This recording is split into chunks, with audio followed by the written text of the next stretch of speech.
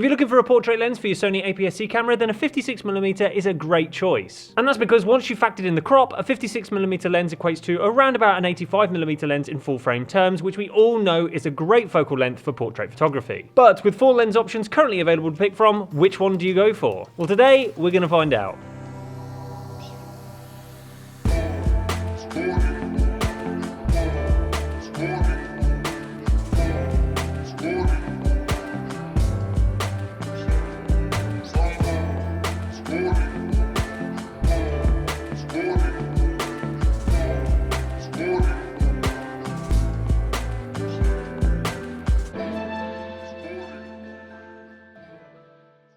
All of these lenses are very small and lightweight, though the Sigma is the smallest of the bunch. All of the lenses are built predominantly from metal, though none of them have any internal dust or weather sealing. However, I should mention that the Sigma does include a rubber O-ring around the lens mount to help prevent dust and moisture getting into the camera body once it's attached. The Zeiss and the Sigma are completely void of features, whilst the Tokina and the Viltrox both include a declicked aperture ring. However, one big issue I did find with these aperture dials is that neither of them have any real resistance between auto mode, which is marked as an A, and f16. And even just knocking the ring ever so slightly off the A marker will set the aperture to f16. And for somebody like myself who really doesn't benefit from using an aperture dial, I just want it locked to auto mode all the time, being able to knock it so easily to f16 did become a little bit annoying. However, if you do happen to like manual aperture dials, then this might not be such a big deal because you might be using that instead of using the back of your camera anyway, but that's down to your own personal preference. I should also mention that the Zeiss is the only full frame lens in this test, so it does have the advantage of being able to fit on both APS-C and full frame Sony cameras, which might be useful if you happen to switch between full frame and APS-C quite a lot. You can obviously use this lens on both, whereas the other lenses you are just stuck to using it on APS-C camera bodies unless you don't mind cropping in on your full frame camera. When it comes to focusing manually with these lenses, all of them feature a nice smooth rotation and a responsive control when performing focus pulls.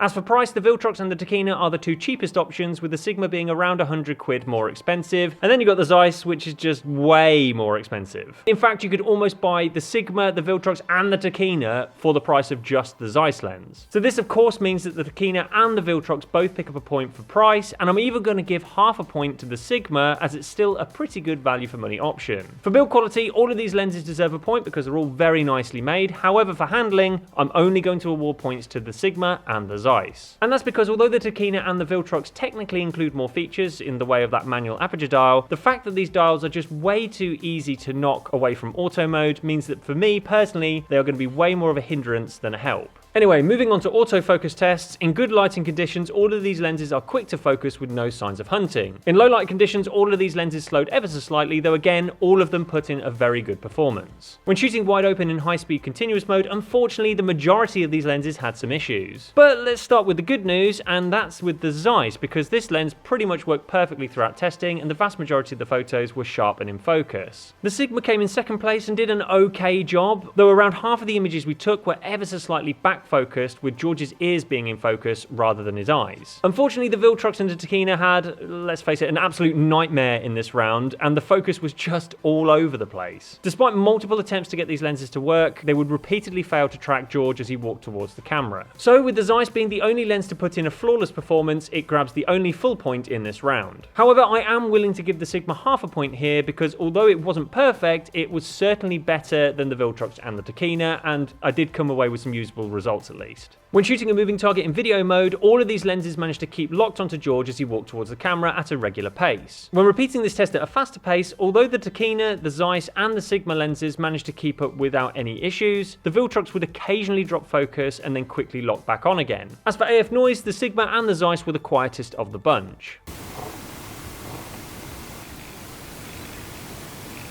Whilst the Viltrox and the Tokina both created a noticeable clicking noise which was picked up by our camera's built-in microphone.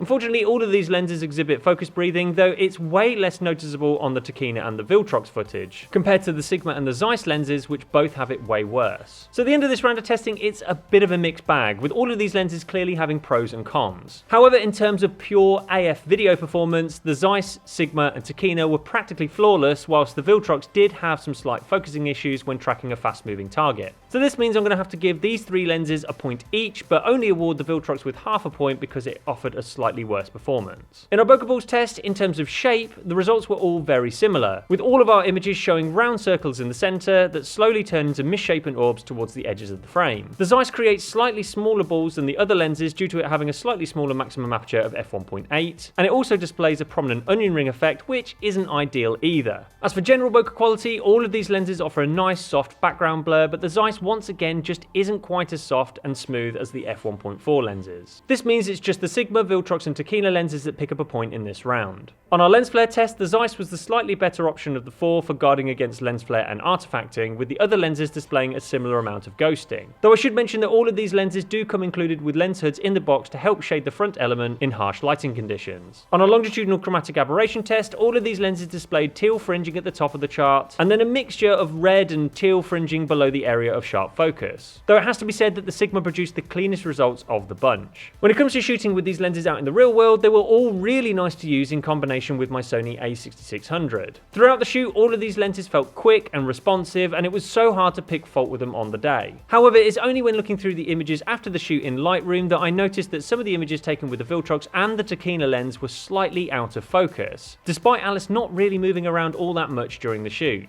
I found that the images that were misfocused were only ever so slightly out of focus, with the AF appearing to lock onto either her eyelashes or the tip of her nose instead of her eye. What's a little bit strange is that I didn't really notice either lens hunting at all whilst I was shooting, and to me it appeared that all of the shots were locking on with no issues at all. However, the results clearly show otherwise. I still came away from the shoot with plenty of usable shots, so I really can't grumble all that much, and the images I ended up with looked really nice after some editing in Lightroom. So with all of these lenses clearly being capable of producing stunning looking portraits, in order to find a winner in terms of image quality, we're going to have to turn our attention to the lens charts. When shooting wide open with these lenses' respective maximum apertures, you can clearly see that the Sigma has a noticeable pincushion distortion issue compared to the other lenses. Luckily though, this type of issue is super easy to fix with lens correction features found in Lightroom and Photoshop. At the centre, the Sigma is noticeably sharper than the other options, with the Zeiss, Tokina and Viltrox being pretty much on par. At the corners, all three lenses do get slightly softer, but this time they're all on par in terms of overall sharpness. The Zeiss and the Sigma can focus ever so slightly closer than the Tokina and the Viltrox, and when zooming into the centre, the Zeiss and the Sigma lenses are the sharpest options, despite a touch of coloured fringing. So when it comes to awarding points for image quality, there's only really one winner for me, and that's the Sigma, because not only did it produce the sharpest results on our lens chart, but it also has the least amount of longitudinal chromatic aberration, whilst the Zeiss, Viltrox and Tokina were all pretty much on par throughout the image quality tests. This means after adding up the final scores, the Sigma is the clear winner in this group test, mainly due to it providing superior image quality, consistent AF performance, and also beautiful bokeh, all available at a very respectable price point.